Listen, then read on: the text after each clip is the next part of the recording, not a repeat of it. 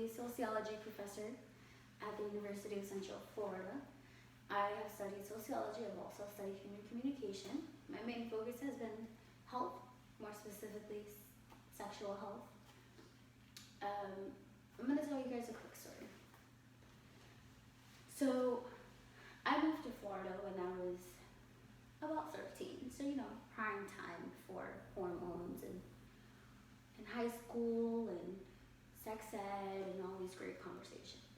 So when I moved here, I came from Massachusetts, and I was young, and in Massachusetts, the sex education health is very completely different from Florida. So when I came here, there was a very diverse group of friends, and one of them was from Texas, and she recently had moved. So it gave me a bit of comfort to understand someone from a different background is in the same area, but it's Florida, it's a melting pot. So this girl was talking about how she had no idea about any type of sex ed, that in Texas, they are number one for abstinence only. And at the time, I was like, oh my God, like abstinence only. Now granted, I wasn't having sex at that age, which it's okay if you did. But it was very abstract and rare to me, the idea coming from a comprehensive, inclusive state.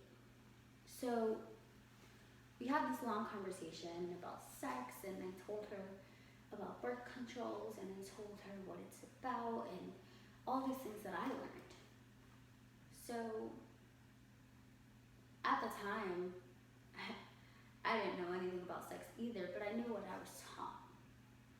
And when you're young, that's all you have, what you're taught. When I was 13, I had conversations with my parents.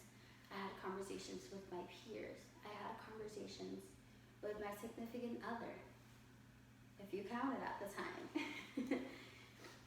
So, and the other girl, the young lady, she was right. Rolling Stone, they said that Texas is one of the top 5 worst states for sex education. So, what am I trying to get at with this? Having conversations about sex education are extremely important. And it's not necessarily about abstinence only or comprehensive sex education. It's more so about what we're teaching people, and more so the children, the next generation. What are we teaching them about themselves? So there's 2 methods. There's the way she was taught, which, to break it down, it says, don't have sex and you won't have babies. That's simple. Then there's the way that I was taught. And the way I was taught was, don't have sex, we're not promoting it, but if you do, you might get an STD, so let's try to prevent that. Now, neither of these are okay. They're not necessarily the best idea, but I do realize that I did have an upper hand knowing a little bit more than the person who's from Texas. But I would agree that my education in sex ed was not the best. I had the same social factors come into play, where she had traditional, I had non-traditional. So by non-traditional, I mean I was raised in a lower class family that is pushed for contraceptives and birth control and making sure there's not many more babies because they're lower class. Where she was not pushed for that. So you may say, well, what can I really do about it?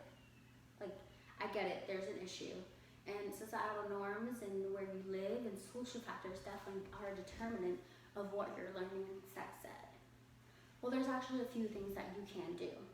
And there's actually quite a bit. But I'm gonna get into a few. So for beginners, whether you are a parent here, whether you are a student, whether you are a politician, whether you are an educator, there's always something you can do. So, according to Guttman Institute, only 17 states are required to have medically accurate sex education courses. And you would think, well, sex education should be about health. And according to Planned Parenthood, that's what it should be about. It should be about health. It should be about promoting greater health, sexuality. It should be about all these things, but it's not. At the moment, it's about societal norms. So what I suggest is that instead of us trying to implement one or the other, we should implement both. And you may say, well, comprehensive does include abstinence. But when I say both, I mean more so of let's do comprehensive, let's do abstinence, but let's focus it on health. We cannot tell students and teenagers and kids how to feel about their sexuality, but more so, we need to tell them what they can do and what their body is about. We should encourage more conversation and not restrain from it. And that's a very important concept to understand.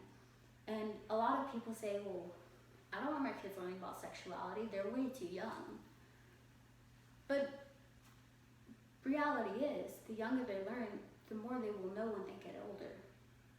Maybe if I hadn't been there for that Texas young lady, then she probably wouldn't know for a couple of more years, because my peers around me, they didn't know what to tell her. I did. But I still didn't know all the right things to say. So, Spreacher found that teens get more sex education from peers than anyone else. Not more than parents, family, anywhere.